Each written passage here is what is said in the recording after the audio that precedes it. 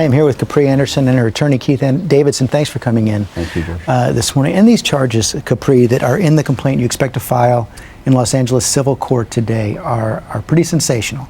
Assault, false imprisonment, that he grabbed you around the neck, threw a lamp at you, threatened to kill you.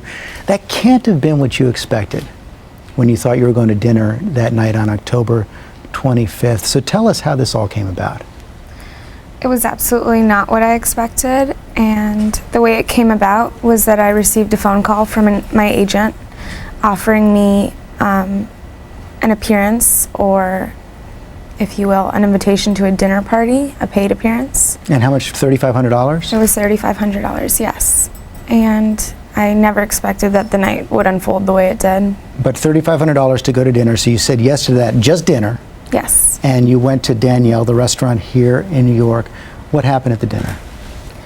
At dinner was very nice. I met multiple people throughout the evening. Denise Richards came.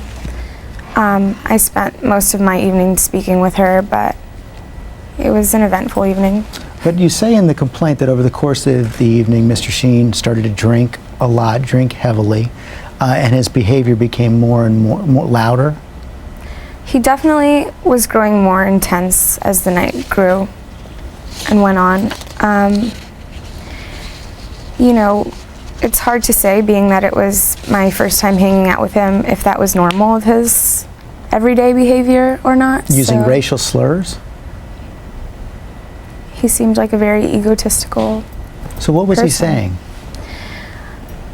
You know, I'm not even really comfortable repeating some of the things that he said because they were that vulgar.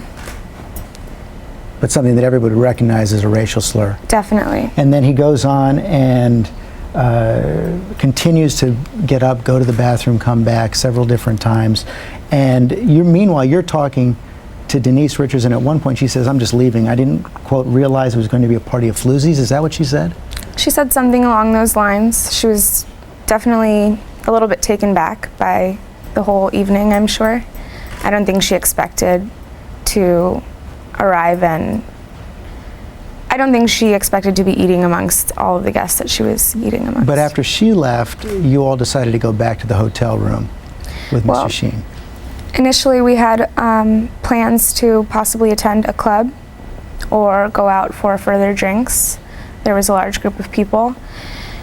However, towards the end of the evening, Rick asked me if I could simply please make sure... A friend of Charlie's.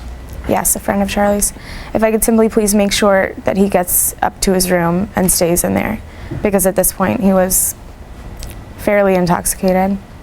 And then you get up to the room with him, and you say that at some point when you got back to the room, you heard him snorting something? Yes. What? I was sitting on the edge of a coffee table, and he was serving us both drinks, and he snorted something. I looked over. I can't tell you exactly what that might have been. There's many drugs that come in. It was a white powdery substance. It was a white powdery substance.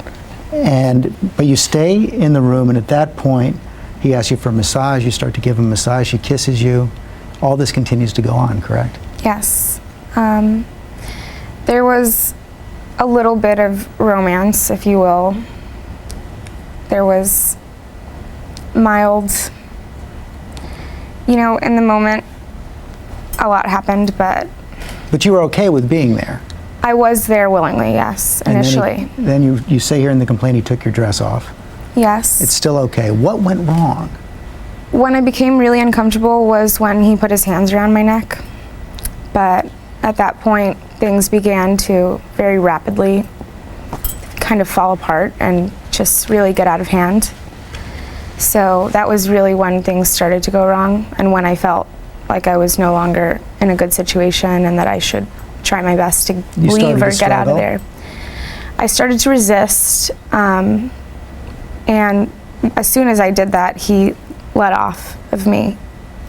And I, as quickly as I could, got up and began to walk towards my purse, my dress, and my cellular phone.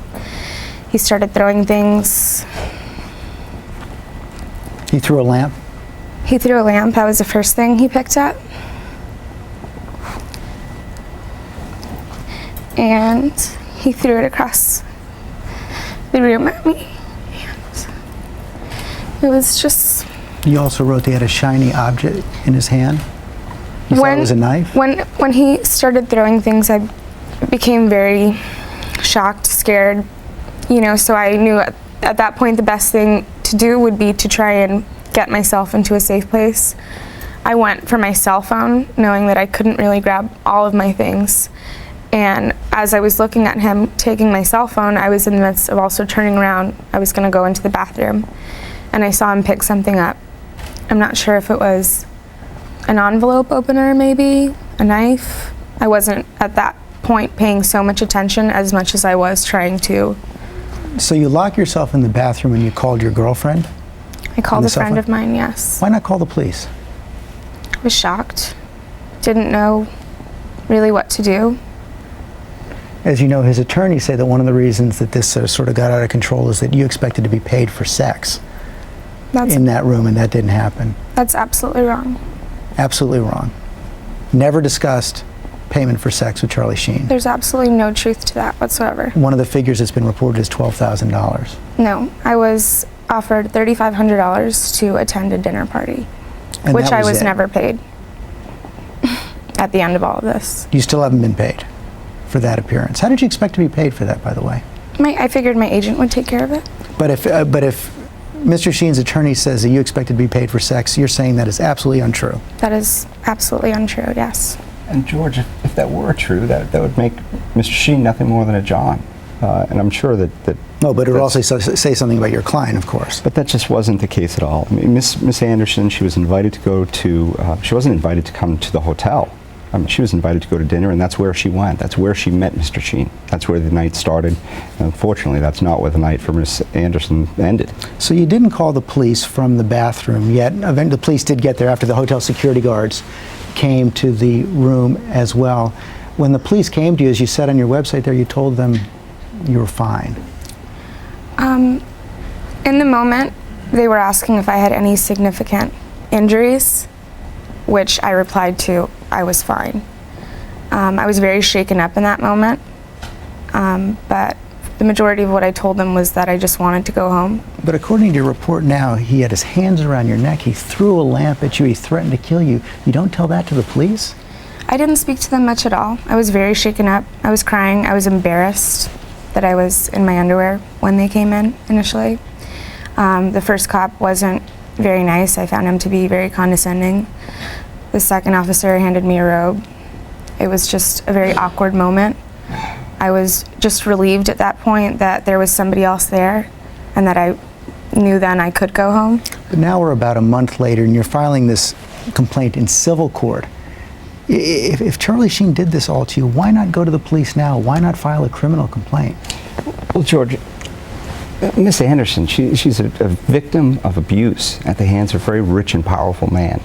And if it's abuse, that's a crime. Go to the police. Tell them that. File a criminal charge. As a matter of fact, George, thank you for bringing that up. But one of the things that Miss Anderson, throughout this whole process and just the passage of time, she's going to the police today. She's filing a police report against Mr. Sheen today. Criminal report. A criminal report today. She's going to go to the NYPD and report the action. The process of coming here, speaking to you, the passage of time, hiring a lawyer, that's allowed her to be empowered. And now the initial fear, don't forget, this is a man who is hurling hard objects, a man who is wielding a sharp metallic object in her direction, threatening to kill her.